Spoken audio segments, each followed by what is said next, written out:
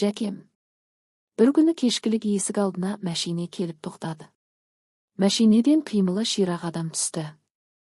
Ол амандықтан соң Жамбыл атамды тез киіндіріп алып кетті. Біз еш нәрсе түсінбестен үнсіз қалдық. Ертеңінде ұйқыдан сергек ояндым. 2-3 жігіт бағаналарға түсіп шығып жүр.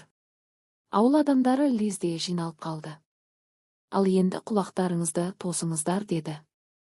Кішкентай қара қорап радио екен. Арғы жағынан Жәкем жырларын төгуде. Атамды асығыс алып кеткен ақын Әбділда Тәжібаев екен. Алматыда өткен ақындар айтысына қатыстырылыпты.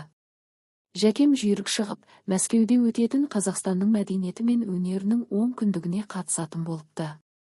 Кейіннен Жәкемді қарсы алуға Алматыға келдік. Пойыз тоқтағанда өнер адамдарымен бірге атам да түсті. Адамның көптігі сонша, мен топтың арасында қалып қойдым. Атам сондағы адамдарға: осында менің бір қара қызым болуы керек. Оны маған жіберіңдерші депті. Көпшілік екіге бөлінгенде атам мені іздеп жан-жағына қарап келеді екен. Ата, дедім.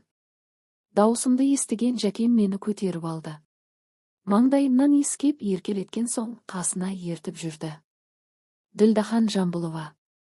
Мөлдір бұлақ журналынан.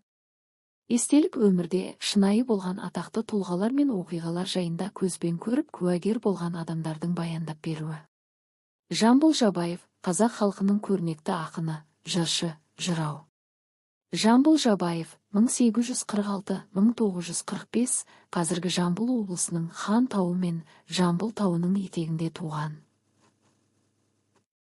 Жамбыл Жабаевты нағыз ақын ретінде байтақ елге танытқан айтыс өнері.